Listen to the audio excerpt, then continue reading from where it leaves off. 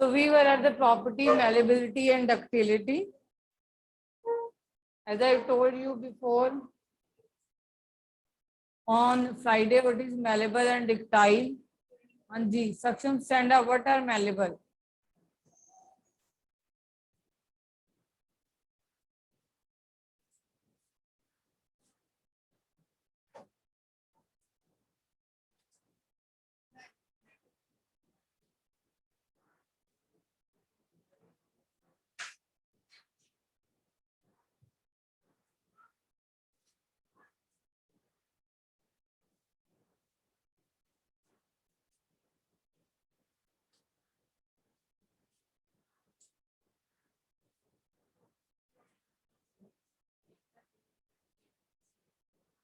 By beaten with the thin sheet. अब thin sheet के साथ बीट करोगे उसको, देख के भी हम गलत बोल रहे हैं। इनटू बीट तो हम हैमर से भी कर सकते हैं। The property by virtue of which the metals can be beaten into thin sheet metals. Are non-metal are having this property? Why? चलो why तो मैंने आपको बताया नहीं है, तुम्हें मेटालिक फोर्सेस नहीं होते, that is not in your class.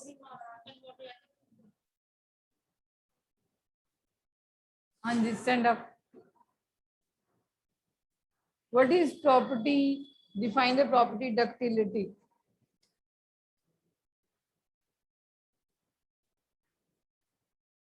Ductility. Are metals are ductile and by which property, and define that property.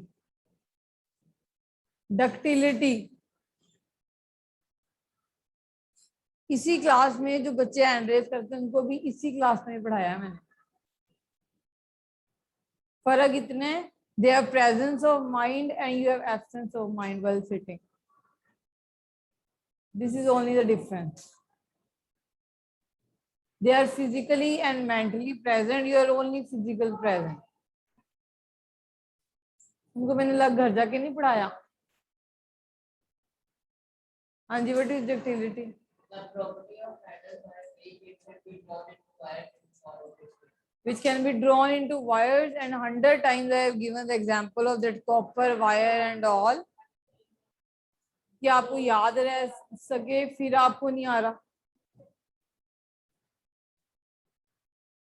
Malleability में शीट्स की बात करते हैं, डक्टिलिटी में वायर्स की बात करते हैं, ठीक है।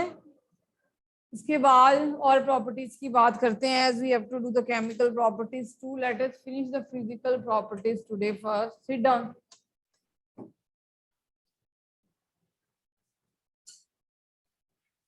Are metal are good conductors?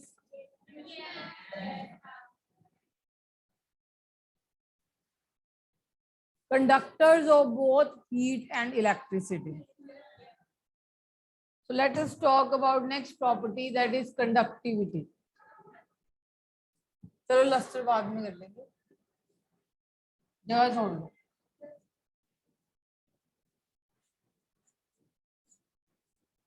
सारी प्रॉपर्टीज करते हैं। Conductivity,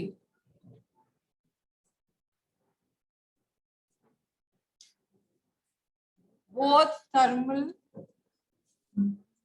means heat and electric conductivity.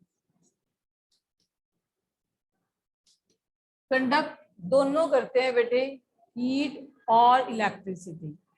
अगर हीट की एग्जांपल करें तो घर में आपके पास कुकर है ना, वो एल्युमिनियम का बना हुआ है, दैट इज अ मेटल, ठीक है। अगर वो नॉन मेटल होता है, it will not conduct electricity. Oxygen कोई इलेक्ट्रिसिटी कंडक्ट नहीं कर रहा, हीट कंडक्ट नहीं कर रहा। अगर हम इलेक्ट्रिसिटी की बात करें तो हमारे पास एग्जांपल है कॉपर की वायर्स की, जिसमें से इलेक्ट्रिसिटी जा रही है।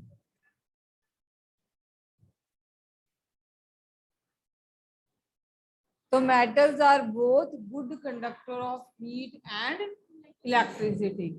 Non-metals are not. मैंने ऑक्सीजन को भी कंडक्ट करके नहीं देखा, ना नाइट्रोजन को, ना क्लोरीन को, मगर एक नॉन मेटल जो carbon in the graphite form है, carbon in the form of graphite conduct electricity. अगर एक्सेप्शन की बात करें तो they will conduct, yes they will conduct, they will not conduct except graphite.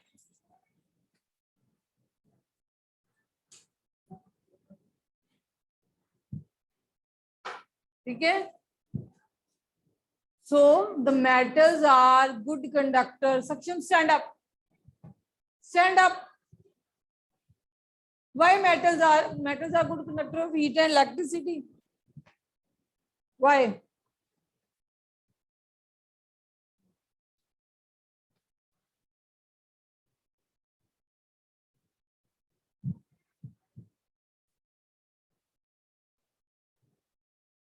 See, you're not aware I've explained you or not, it is in your syllabus or not. बस हम ऐसे खड़े हो जाते हैं ब्लैंक। मैंने उस दिन भी समझाया था, you are in the class and you're talking, you will be out there on the stage. अगर आपने अपनी सुधारनी है ना, एक दिन वहीं बैठोगे। और this is the last warning I am giving to you. Give me an example of non-metal which conduct electricity.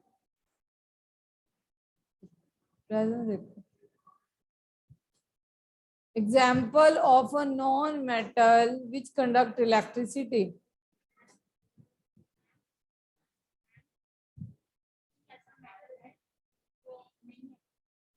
Mostly सारे करेंगे.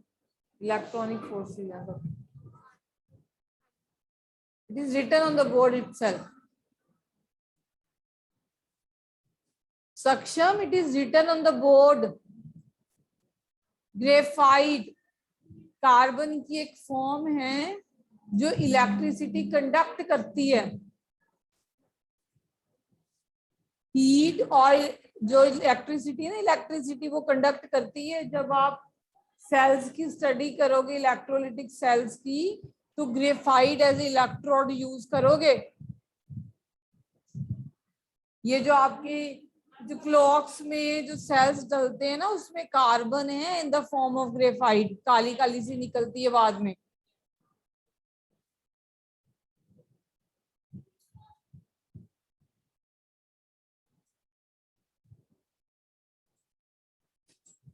तो बेटे metals do conduct electricity and heat too both. Non metals बिल्कुल नहीं करते। Exceptions are always there in chemistry. The exception is your graphite, which is one of the form of the carbon. Carbon अकेली नहीं, carbon की एक form है। हाँ, heating में नहीं, हीटिंग में नहीं यूज करते। We are not using in the heating. It is for the electricity. ठीक है, not for the heating. या we can't. It is not conducting as such. समझ आ गई? So next property is now luster. Luster होते चमक।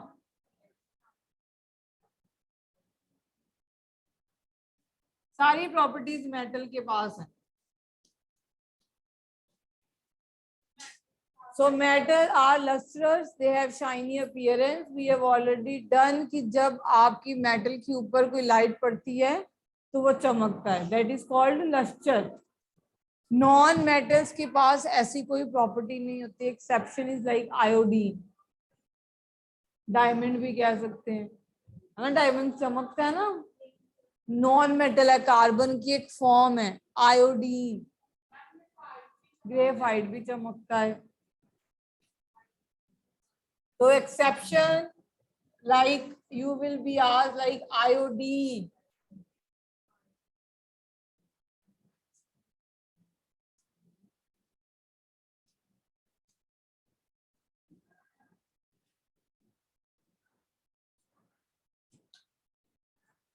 So the metals do have shiny appearance. This kind of appearance doesn't, non-metal doesn't have. Few exceptions. अगर iodine मैं कल आपको दिखाऊंगी, अगर I'll bring iodine छोटे छोटे मेटल्स की तरह एक छोटी छोटी बॉल्स होती हैं बिल्कुल। एंड अदरवाइज अगर उसको पानी में डालो तो वायलेट कलर देती हैं। तो आपने एक पुराने जमाने में जब वो फिंसी वगैरह होती थी तो आपने देखा होगा पर्पल सा कलर का सॉल्यूशन लगाते थे। हैव यू एवर सीन जो पर्पलिश कलर का सॉल्यूशन, जब कईयों को अगर स्किन कोई फिंसी फोड़े निकल जाते हैं तो that purple colour solution is tincture of iodine, जिसमें अल्कोहल में आयोडीन डिसॉल्व करी होती है। That have antiseptic properties. तो इसलिए पर्पल कलर की बन जाती है जब इसको वाटर में, जब अल्कोहल में डालते हैं। वैसे नहीं होती इतनी, तभी मैंने ली नहीं एग्जाम्पल, मगर थोड़ी थोड़ी चमक सकता है वो। तो हम ग्रेफाइट को ना ही लेके चले तो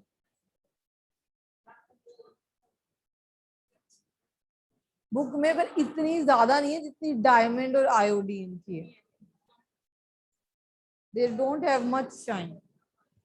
ठीक है, जब उसको इकट्ठा करके प्योर फॉर्म में तब तो थोड़ा बहुत चमकता है। देन आ गया बेटे next property is स्नोरस।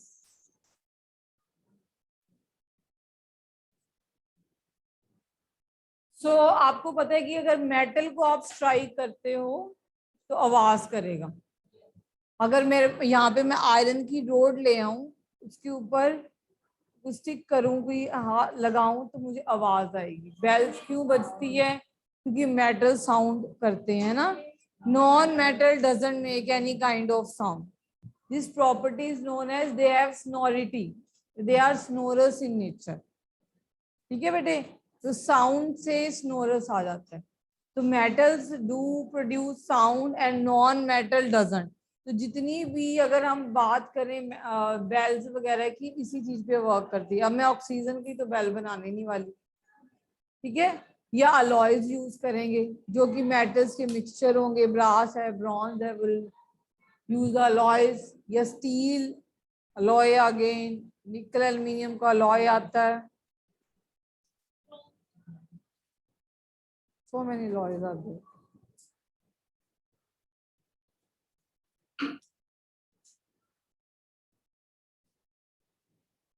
If you hit a metal, it will produce the sound. But when you hit a non-metal, it will not produce a sound. ठीक है? So the property of जो आवाज है, जो sound है, while striking, it is possessed by metals, not by non-metal. Exceptions are always there. If iodine के granules नीचे गिरोगे तो आवाज एक बारी करेंगे, that is exception. पर वैसी आवाज नहीं कि उसको हम बेल्स में यूज करें और ये सब चीजों में यूज करें। ठीक है, this property is known as sonority. Saksham, can't you change yourself? You're happy when every teacher point out you.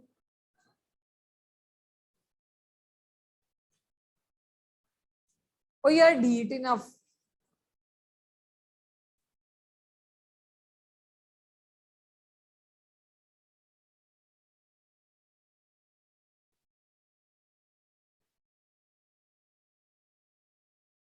Let us talk about next property, that is tensile strength.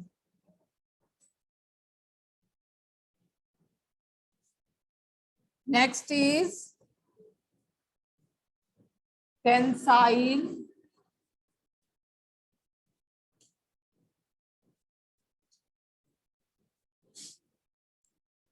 strength. Now, what is tensile strength? It is a property by virtue of which a thing or a metal can bear up the strain. ठीक है, जब आप उसको under strain डालोगे, जैसे कि मैं hammering करती जाऊं तो वो टूटता नहीं है जल्दी, ठीक है, वो डेंट पड़ेगा। मगर अगर मैं यहाँ पे ग्रेफाइट या कोई भी सल्फर ले लूँ या फॉस्फोरस ले लूँ, या नॉन मेटल है, अगर उसके ऊपर मैं हैमर लगाऊं तो वो टूट जाएगा, वो स्ट्रेन बियर नहीं कर पाएगा। अगर आयरन की एक एल्युमिनियम की शीट ले आऊं, अगर एक बारी मैं हैमर लगाऊंगी तो ये ब्रेक नहीं करेगा, वो स्ट्रेन को बियर अप करेगा। This a property by virtue of which a metal can bear up the strain, ठीक है, जब कोई इसको अंडर स्ट्रेन आप डालोगे तो it can bear up that strain, ठीक है।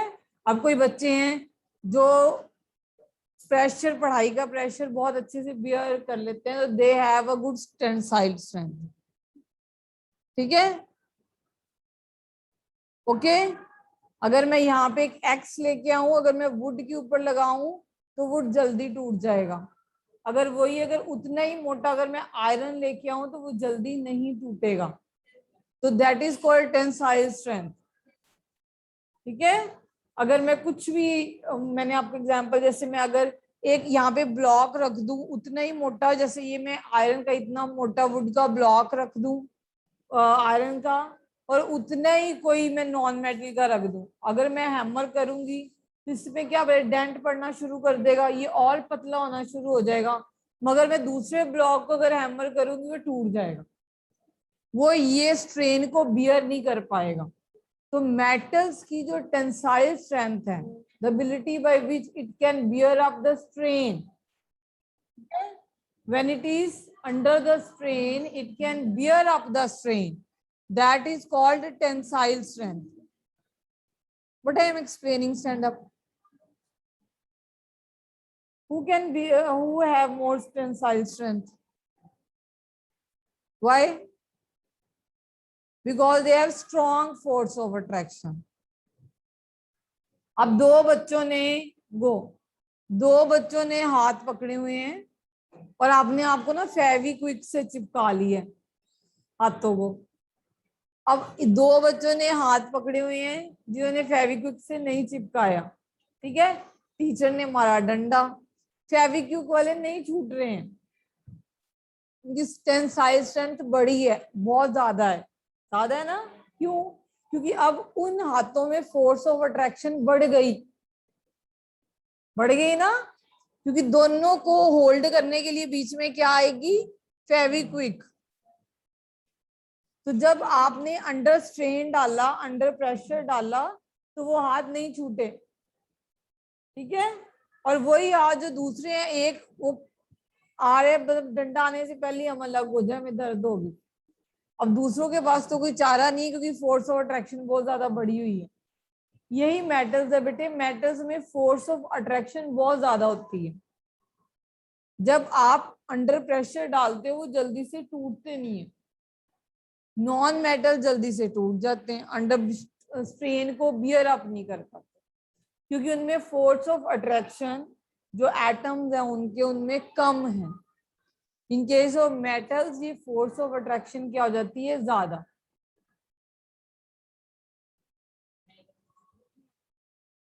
गो, गॉट द पॉइंट। अब आगे बात करें इस टेंसाइल स्ट्रेंथ के बाद, next thing we should talk, तो इनकी अगर आपसे डिफरेंशिएट में लिखना हो तो किसकी ज्यादा होती है? मेटल्स की। किनकी कम होती है? Non metals. मतलब अगर हम टोटलिटी में देखें, कोई भी प्रॉपर्टी आ जाए तो मेटल्स के पास है,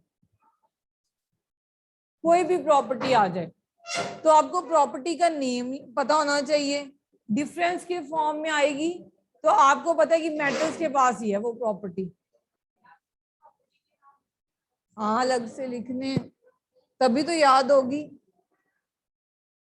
ठीक है। देन बेटे इसके बाद बात करते हैं melting point and boiling point.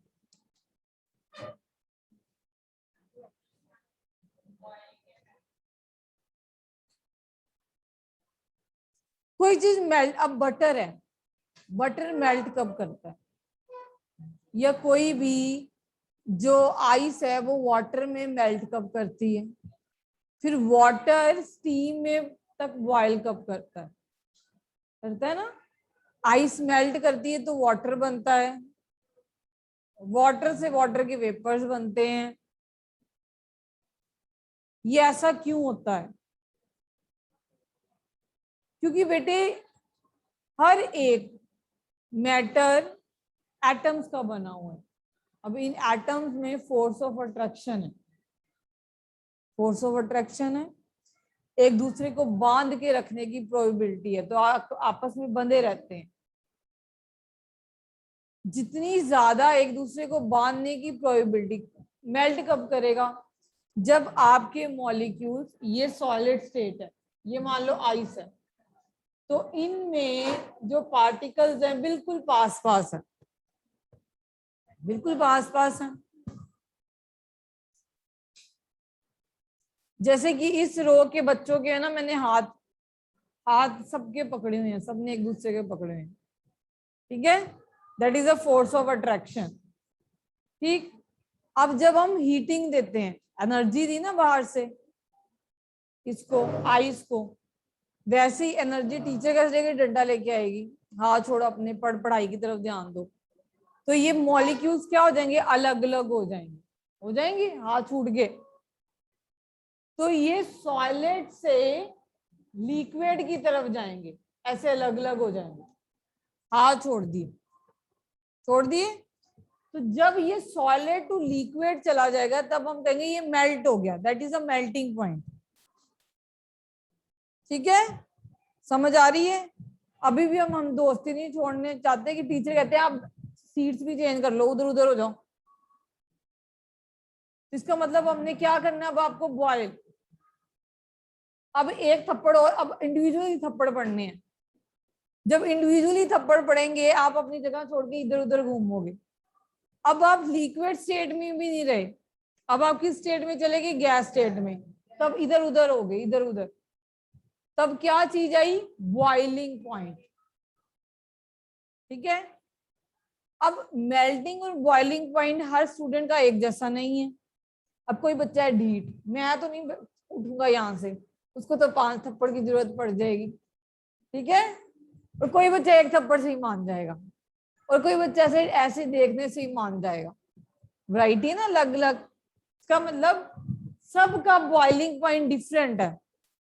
ठीक है, कोई एक मतलब वो डिपेंड किसके ऊपर डिपेंड है, किसकी बेंच के साथ ज्यादा अट्रैक्शन है, किसी की बेंच के साथ कम अट्रैक्शन है। ठीक, इसका मतलब मेल्टिंग और बॉइलिंग पॉइंट सबका अलग अलग होता है।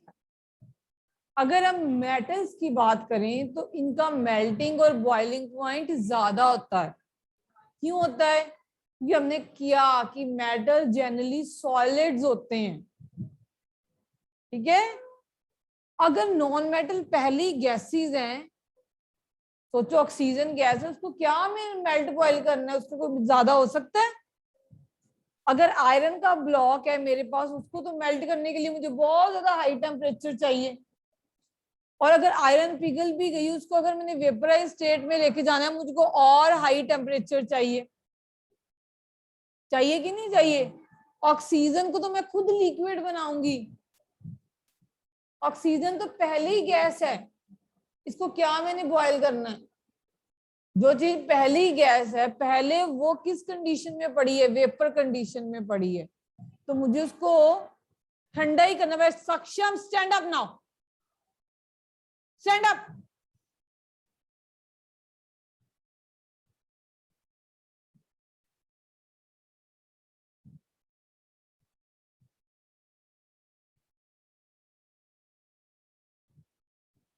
जो चीज पहली गैस है क्या उसका मेल्टिंग बॉइलिंग पॉइंट ज्यादा हो सकता है?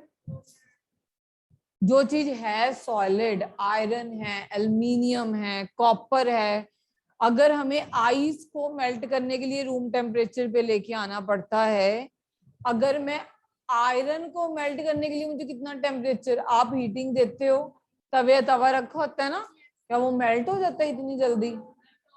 नो, मीन्स उनका मेल्टिंग बॉइलिंग पॉइंट कितना ज्यादा होगा, बहुत ही ज्यादा होना है। कभी हमने वेल्डिंग करते हुए देखे, वो ब्लू सी फ्लेम देता है, तब जाके वो मेल्ट होना शुरू होता है, that is oxy acetylene flame, जिसका टेम्परेचर बहुत ज्यादा अबव 1000 से ज्यादा होता है। तो मेल्टिंग और बॉइलिंग पॉइंट अगर मेटल्स की बात करें तो क्या होता है, हाई, बहुत हाई, और नॉन मेटल्स की बात करें तो क्या हो जाएगा, लो। क्यों? क्योंकि मेटल्स में फोर्स ऑफ अट्रैक्शन क्या है, ज्यादा, नॉन मेटल्स में फोर्स ऑफ अट्रैक्शन क्या है, कम। एक्सेप्शन आर ऑलवेज देयर, जैसे कि गैलियम एक मेटल है जिसको हाथ में ही रखते ही पिघल जाता है क्योंकि इसमें फोर्स ऑफ अट्रैक्शन कम है, उसका साइज बड़ा, वो बड़ी क्लासेस में करेंगे, ठीक है। तो there are few exception. Mercury पहले लिक्विड है, उसका क्या हाई मेल्टिंग बॉइलिंग पॉइंट होना है। जो चीज पहली लिक्विड है मतलब पहले भी वो मेल्ट हो चुकी, समझ आ रही है, उसका मेल्टिंग बॉइलिंग पॉइंट कैसे ज्यादा हो सकता है, नहीं हो सकता ज्यादा। Getting my point. सो अगर हम मेल्टिंग बॉइलिंग पॉइंट की बात करें जनरली, तो मेटल्स का क्या होगा बेटे, हाई, नॉन मेटल्स का क्या होगा, लो। जैसे कि मैंने अगर आपको एग्जांपल दी गैलियम या सीजियम, इनका मेल्टिंग,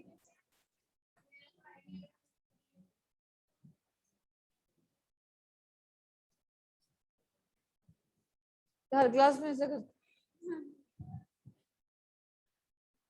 की वैरायटी है आपकी क्लास। Sit down.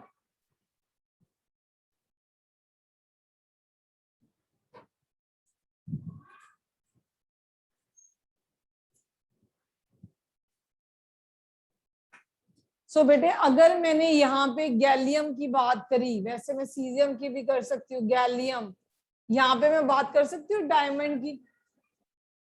एक्सेप्शन क्यों नहीं कर सकते, एक्सेप्शन, क्या डायमंड का लो मेल्टिंग बॉइलिंग पॉइंट, इतना हार्ड है सब्सटेंस। तो अगर नॉन मेटल में अगर बात करें कि जिसका हाई मेल्टिंग बॉइलिंग पॉइंट है, तो हम ग्रेफाइट या डायमंड की बात कर सकते हैं।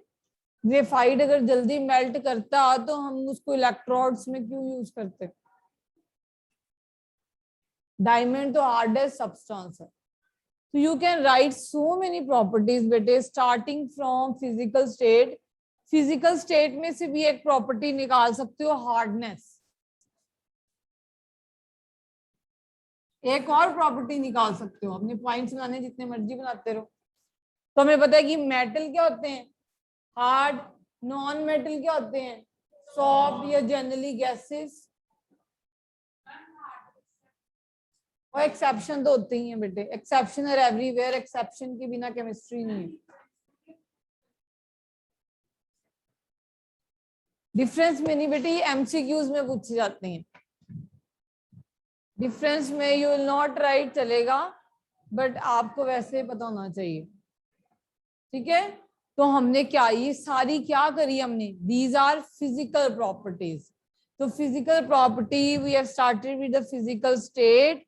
In the physical state we have done that they are generally solid, metals are generally solid, few are also liquid, non-metal generally gases, ठीक, solid और सारे states में होती हैं, solid भी होती हैं, liquid भी होती हैं, पर जनरली हम देखते हैं गैसेस और लिक्विड की फॉर्म में, ये सॉलिड की फॉर्म में ज्यादा होती है, जैसे सॉलिड हो गया, सल्फर हो गया, फॉस्फोरस हो गया, ये सारे सॉलिड्स हैं।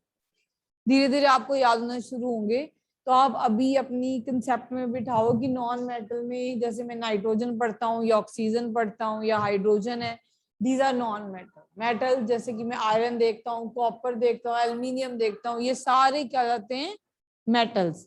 मेटल्स हैं वो मेलेबल है, मेटल्स हैं डक्टाइल है, उनकी वायर्स बनती हैं, ऑक्सीजन की मैं वायर नहीं बना सकता या बना सकती, then I can't form the wire of nitrogen, I can form the wire of copper, I can form a foil of aluminium, I can't form the foil of oxygen, ठीक, that is the property known as malleability.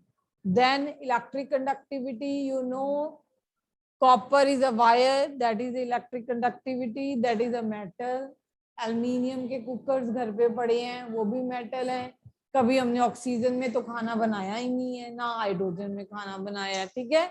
So simple, मगर exception graphite है जो कि electricity conduct करता है। तो जितने भी इलेक्ट्रोलिटिक सेल्स आप सीनियर क्लासेस में पढ़ोगे, आपको एग्जांपल मैंने दी, जैसे कि वॉच में जो आपकी सेल्स पड़े होते हैं या क्लॉक्स में, उसमें ग्रेफाइट है। ठीक है, जो ये ड्राई सेल और ये सब कुछ है, तो दे कंसिस्ट ऑफ ग्रेफाइट। समझ आ गई? Then after this you have done the property of lustrous, चमक। तुम्हें पता है मेटल चमकते हैं, नॉन मेटल नहीं चमकते। मेटल आवाज करते हैं, they have property of sonority, that is sonorous in nature. Non metals आवाज नहीं करते। अगर उनको हवा में ऐसे ऐसे मैं कर रही हूँ तो मुझे कोई आवाज नहीं आ रही है। अगर आयरन है, ये आयरन के ऊपर मैं कुछ लगाऊंगी तो it will give a, when you strike a metal तो इनमें आवाज आएगी, it will produce sound. Metals का मेल्टिंग बॉइलिंग पॉइंट ज्यादा होता है, नॉन मेटल्स का कम होता है। एक्सेप्शन सब तरफ होती हैं। ठीक है, मेटल्स हार्ड होते हैं, नॉन जो आफ्टरवर्ड नॉन मेटल्स जो है जनरली गैसेस वगैरह ही होते हैं, सॉलिड होते हैं जो टूट जाते हैं, they are brittle in nature. Property रहेगी नो। अब tomorrow will start with the chemical properties. Physical properties थी, कोई हमने रिएक्शन की बात नहीं करी थी, हमने सिर्फ उनकी जनरली आउटर अपीयरेंस बताया कि मुझे आवाज आ रही है, जैसे ये बच्चा ज्यादा बोलता है, ये बच्चा लंबा, इसको 2 थप्पड़ की जरूरत है, इसको 1 थप्पड़ की, तो ये फिजिकल प्रॉपर्टीज है। ठीक है, अब केमिकल प्रॉपर्टी की, जब 1 थप्पड़ लगे गुस्सा किसको ज्यादा आता है, कैसे वो रिएक्ट करता है। ठीक है, तो अब जब केमिकल प्रॉपर्टीज की बात करेंगे तो उनको ऐसे एनवायरनमेंट में डालेंगे जैसे कि हम रस्ट की बात कर लें। रस्ट क्या है, हम छोटी क्लासेस से पढ़ते आ रहे हैं कि आयरन को रस्ट लगती है, तो वहां पे आयरन रिएक्ट कर रही है ऑक्सीजन के साथ, तभी रस्ट लग रही है। मतलब वो रिएक्ट करके नई चीज क्या बना रही है जिसकी प्रॉपर्टी डिफरेंट हो जाए, that is called chemical reaction. उसमें केमिकल प्रॉपर्टी, तो कोई चीज किससे रिएक्ट करेगी, ऑक्सीजन से, वाटर से, किसी और चीज के साथ, तो ये रिएक्टिविटी आ जाती है। ठीक है, जैसे ऑक्सीजन के साथ रिएक्ट करके क्या कर रही है, किसी एसिड के साथ रिएक्ट करके क्या कर रही है, किसी बेस के साथ क्या रिएक्ट करके कर रही है। जैसे कि इनो है, वाटर में जाके क्या देती है, कार्बन डाइऑक्साइड देती है ना, वो एक रिएक्शन हो रही होती है तभी बाहर आ रही होती है।